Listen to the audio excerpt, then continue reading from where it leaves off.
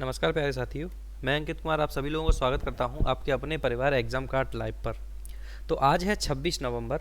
Discuss करेंगे आज के सभी मोस्ट इम्पोर्टेंट करंट अफेयर जो आपके आने वाली सभी परीक्षाओं के लिए न सिर्फ इम्पोर्टेंट हैं बल्कि आपके लिए ज्ञानवर्धक भी हैं।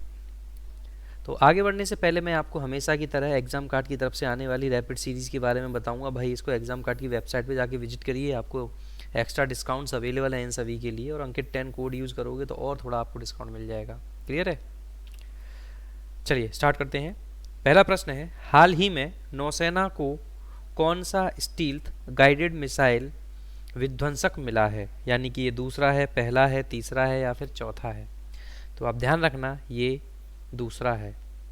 प्रोजेक्ट 15 के तहत दूसरा स्टील्थ गाइडेड मिसाइल विध्वंसक जहाज भारतीय नौसेना को हाल ही में सौंप दिया गया है भाई। और एक चीज़ का ध्यान रखना, ये प्रोजेक्ट 15B क्या है अभी आगे डिस्कस करूंगा मैं आपके साथ। इस जहाज को Mazagon dock ship builders limited द्वारा बनाया गया है और इसका जो नाम है वो INS मर्मुगांव रखा गया है।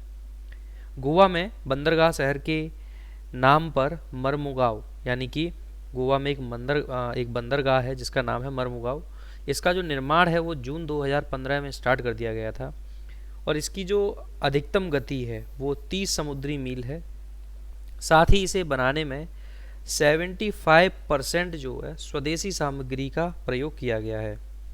यह विध्वंसक मध्यम दूरी की सतह से हवा में मार करने वाला, ध्यान रखना अब सतह से, यहाँ पे देखेंगे सतह से हवा में मार करने वाला मिसाइलों को ले जाने में सक्षम है।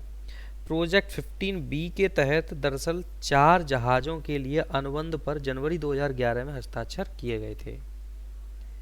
अगला प्रश्न है, हाल ही में अनवर इब्राहिम किस देश के नए प्रधानमंत्री बने हैं? तो आप ध्यान रखना ये मलेशिया के नए प्रधानमंत्री बने हैं।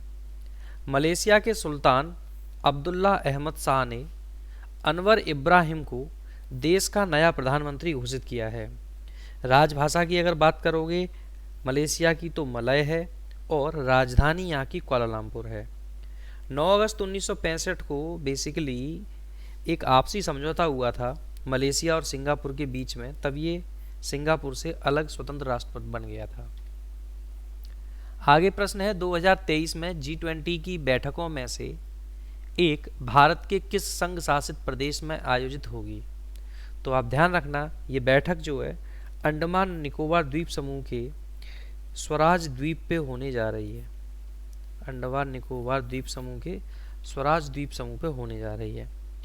ठीक है, G20 बहुप्रतीक्षित बैठकों में से एक है। अध्यक्षता 26 नवंबर को अंडमान निकोबार द्वीप समूह में आयोजित की जाएगी। आपको पता होगा भारत जो है 2023 में इसकी अध्यक्षता करने जा रहा है। ठीक है, ये अंडमान निकोबार द्वीप समूह के स्वराज द्वीप पे आयोजित की जा रही है। उद्देश्य की बात करोगे तो भारत में सबसे बड़ा बहुपक्षीय इवेंट है, तो इसलिए इसको जो एक त्रुटिहीन और विशिष्ट भारतीय की तरफ से G20 की मेज़बानी करना है। ठीक है, इस कार्यक्रम की अगर मेज़बानी बात करोगे तो स्वराज द्वीप में G20 के द्वारा की जाएगी, तो ये मैं आपको क्लियर बता ही चुका हूँ। आगे देखते हैं, हाल ही में अभ्यास गरुण शक्ति 2022 किस देश के बीच शुरू हुआ है? तो ध्यान रखना ये गरुण शक्ति जो सैन्य अभ्यास है ये भारतीय सेना और इंडोनेशिया की सेना के मध्य स्टार्ट हुआ है। भारतीय विशेष बल सैनिकों की एक टुकड़ी वर्तमान में सांगा बुआना प्रशिक्षण क्षेत्र करांगवांग इंडोनेशिया में इंडोनेशिया विशेष बलों के साथ द्विपक्षीय संयुक्त प्रशिक्षण गरुड़ अभ्यास शक्ति में भाग ले रही है।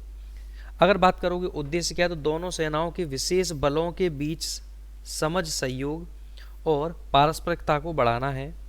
भारत यानी इंडिया और इंडोनेशिया के बीच में कॉर्पट का 36 संस्करण 30 से 31 जुलाई 2021 को हिंद महासागर के क्षेत्र में आयोजित किया गया था। ये एक अलग है जो इससे संबंधित है, तो इसीलिए आपको इसकी भी जानकारी होनी चाहिए, क्योंकि कभी कभी क्या होता है कि पर्टिकुलर नाम दे करके और आप लोगों को जो है नाम पूछ लिया जाता है कि ये कब आयोजित हुआ, तो या कभी स्टेटमेंट बना के दे देता है किसी क्वेश्चन में, तो ऐसी परिस्थिति में आपको पता होनी चाहिए डिटेल्स उसकी कि एग्जैक्ट डिटेल्स क्या है। Got it? नाउ भारत और इंडोनेशिया की नौसेनाओं के बीच द्विपक्षीय अभ्यास समुद्र शक्ति सितंबर 2021 में आयोजित हुआ था। आगे बात करेंगे 14 से 25 नवंबर 2022 तक साइट्स के लिए पार्टियों के सम्मेलन यानी कोप की कौन सी बैठक का आयोजन किया जाना है? 17वीं, 18वीं, 19वीं या फिर 20वीं? तो आप ध्यान रखना 20वीं आयोजित होना है। साइट्स की सबसे पहले हम फुल फॉर्म देखते हैं। Convention on international trade in endangered species of wild fauna and flora. आयोजन जो है बेसिकली ये पनामा सिटी में किया जा रहा है और इस बैठक में लीथ के सॉफ्ट सेल कछुए की सुरक्षा बढ़ाने हेतु परसिस्ट 2 से परसिस्ट 1 में स्थानांतरित करने का भारत का प्रस्ताव बनाया गया है। लीथ के सॉफ्ट सेल कछुए का जो स्थानांतरण है ये सुनिश्चित करेगा कि प्रजातियों में कानूनी अंतर्राष्ट्रीय व्यापार वाणिज्यिक उद्देश्यों के लिए नहीं होता है। लीथ सॉफ्ट सेल जो कछुआ है इसके बारे में जानते हैं। यह मीठे पानी का नरम खोल वाला एक बड़ा कछुआ है जो नदियों जलाशयों में रहता है। इसका वैज्ञानिक नाम है निल्सनोनिया लीथी।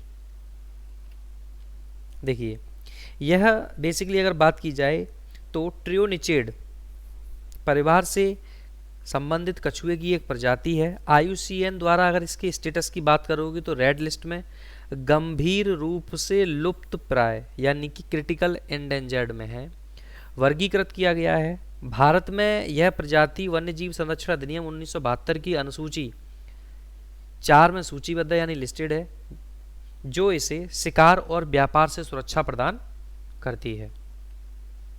क्वेश्चन नंबर 6 है, हाल ही में बाजरा के अंतर्राष्ट्रीय वर्ष का प्री लॉन्च समारोह जो है ये कहाँ आयोजित किया गया? तो आपको पिक में भी दिखाई दे रहा होगा और ऑप्शन में तो नई दिल्ली दिया ही हुआ है।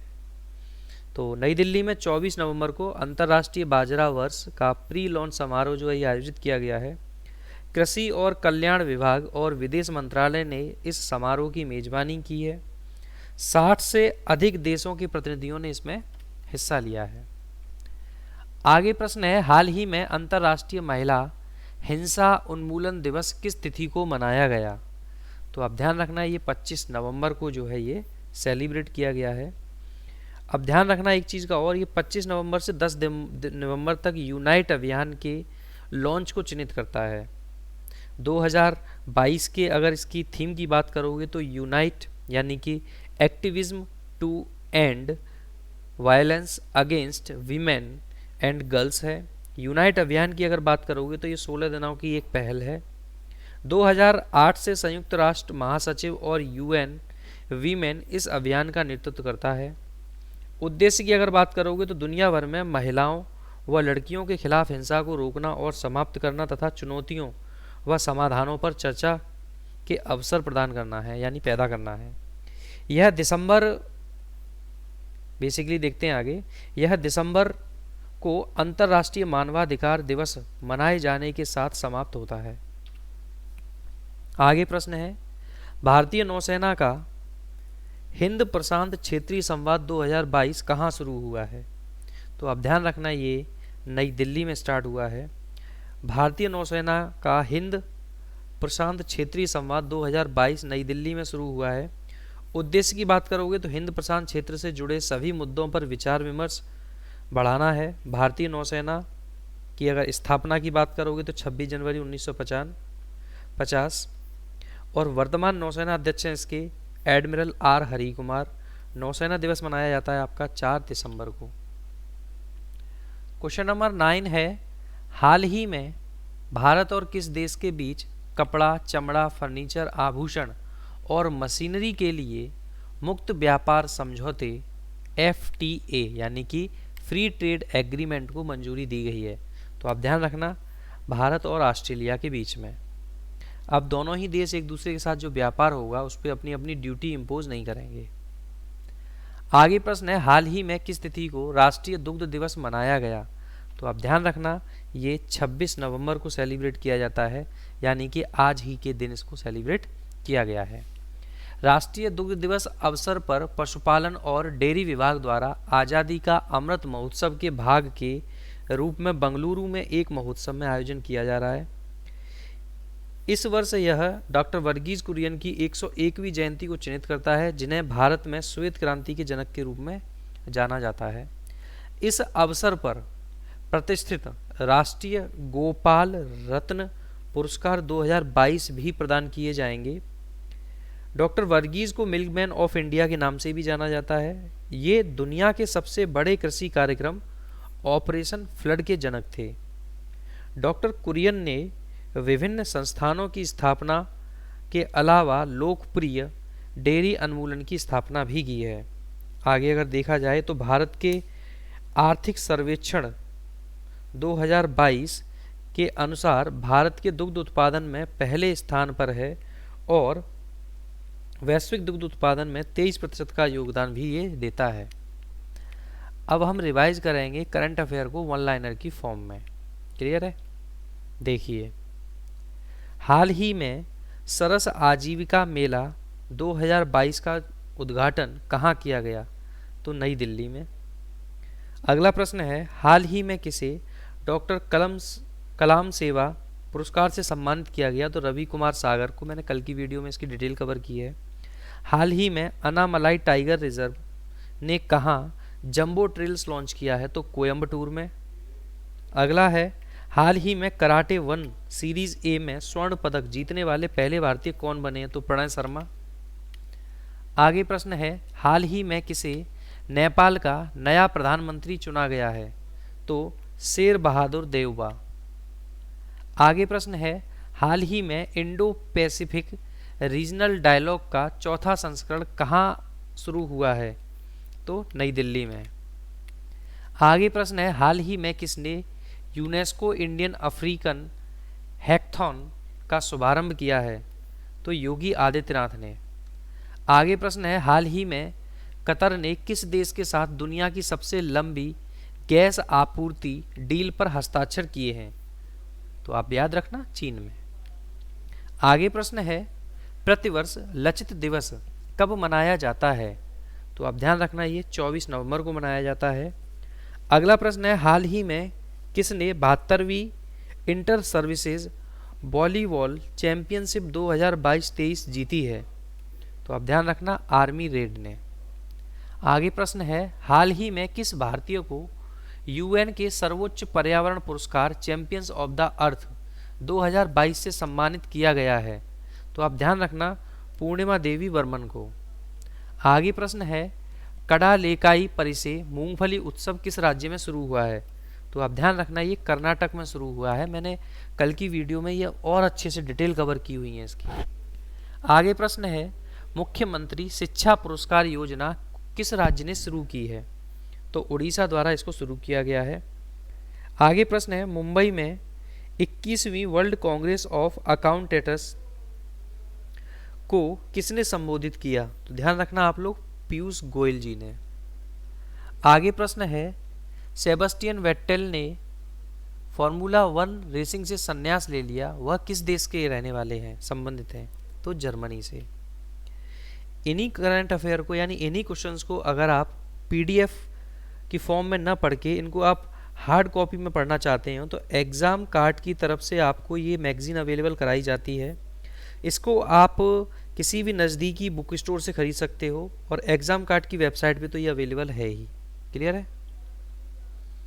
देखिए, प्रतिदिन दोपहर में 12 से 1 मैं लाइव बैच ले रहा हूँ, जिसमें मैं आपको बहुत सारे क्वेश्चंस कराता हूँ जीएस के जो इम्पोर्टेंट हैं। आप मेरे साथ वहाँ जुड़ सकते हैं और आपका अगर कोई कॉन्सेप्ट है जो छूट जाता है, जो आपकी समझ में नहीं आया किसी क्लास में, तो आप क्लास में मुझे बता देंगे, तो नेक्स्ट डे आपको मैं उस पर डिटेल वीडियो बना के भी देता हूँ।